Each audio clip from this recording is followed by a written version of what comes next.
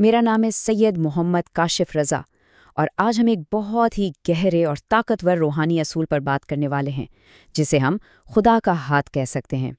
ہم یہ سمجھنے کی کوشش کریں گے کہ قرآن کی روشنی میں حقیقی کامیابی کا راز آخر ہے کیا اور یہ ہماری زندگیوں کو کیسے بدل سکتا ہے۔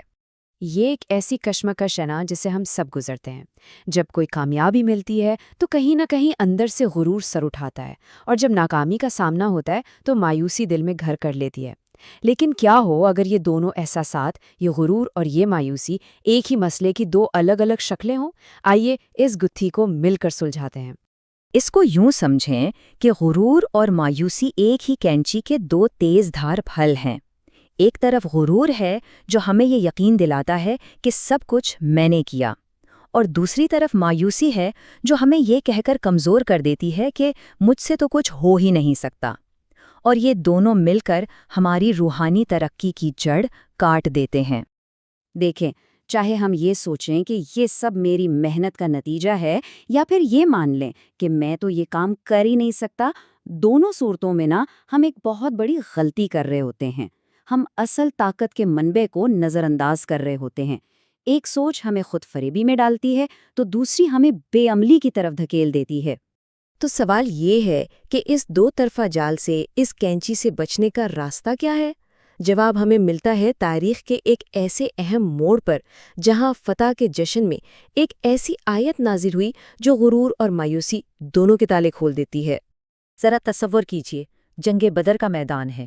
ایک چھوٹی سی فوج نے ایک بہت بڑی طاقت کو شکست دے دی ہے۔ عین اسی لمحے جب انسانیت کا غرور اپنے عروج پر ہو سکتا تھا، اللہ کا ایک پیغام آتا ہے جو کامیابی کی اصل حقیقت کو بالکل واضح کر دیتا ہے۔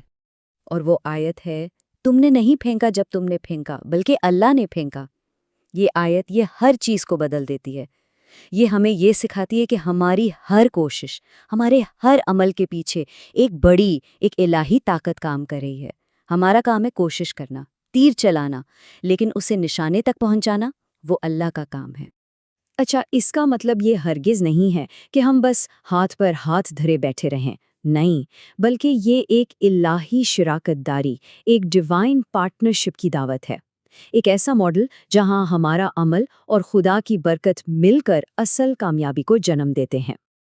اور یہی وہ توازن ہے جسے ہم کہتے ہیں حرکت تیری، برکت اللہ کی۔ ہماری ذمہ داری ہے پہلا قدم اٹھانا، پوری لگن سے، پورے محنت سے کوشش کرنا، لیکن یہ ہمیشہ یاد رکھنا کہ اس کوشش میں جو برکت ڈالنے والی ذات ہے، جو اسے نتیجہ خیز بناتی ہے، وہ اللہ کی ہے۔ تو یہ شراکت داری، یہ پارٹنرشپ دو مرحلوں میں کام کرتی ہے۔ پہلا مرحلہ ہمارا ہے حرکت، کوشش، محنت، جیسے ہم بیج بوتے ہیں یا ہم تیر چلاتے ہیں، اور پھر آتا ہے دوسرا مرحلہ جو اللہ کا ہے، برکت، نتیجہ، کامیابی۔ وہ بارش برساتا ہے اور وہی تیر کو اس کے ہدف تک پہنچاتا ہے۔ لیکن یہ اصول صرف 1400 سال پرانی کسی میدان جنگ کے لیے نہیں ہے۔ آئیے دیکھتے ہیں کہ یہ الہی شراکت داری آج ہماری، آپ کی جدید زندگی کے ہر شعبے میں کیسے کام کرتی ہے۔ ایک سرجن کا ہاتھ نشتر تو چلاتا ہے، لیکن شفا اللہ دیتا ہے۔ ایک سائنسدان پوری زندگی لگا کر فارمولا لکھتا ہے، لیکن کائنات کے راز تو اللہ ہی کھولتا ہے نا۔ ایک مینیجر ایک مشکل فیصلہ لیتا ہے، لیکن پورے کاروبار کو ڈوبنے سے بچانے والا اللہ ہے۔ ہر شعبے میں، ہر جگہ کوشش ہماری ہے، لیکن حتمی نتیجہ وہ اسی کی طرف سے ہے۔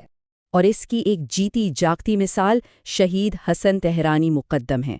سوچیں، میسائل ٹیکنالوجی کے بانی، جن کی ہر کامیابی دنیا کو ہلا کر رکھ دیتی تھی، لیکن ہر کامیاب تجربے کے بعد ان کا سر غرور سے اونچا نہیں ہوتا تھا، بلکہ اللہ کے حضور شکر کے سجدے میں جھک جاتا تھا۔ کیوں؟ کیونکہ وہ جانتے تھے کہ اصل طاقت کا سرچشمہ کون ہے۔ تو ان سب باتوں کا خلاصہ کیا ہے؟ اس کا نچوڑ کیا ہے؟ یہ ہمیں اس حتمی نتیجے کی طرف لے جاتا ہے کہ ہر کامیابی پر، چاہے وہ کتنی ہی چھوٹی یا بڑی کیوں نہ ہو، دراصل ایک دستخط ہوتے ہیں، اور وہ خدا کے دستخط ہوتے ہیں۔ اور جب ہم اس سوچ کو اپنا لیتے ہیں تو اس کا نتیجہ کیا نکلتا ہے؟ آزادی، کامیابی کے غرور کے اس بھاری بوجھ سے آزادی، اور ناکامی کے خوف کی ان زنجیروں سے آزادی۔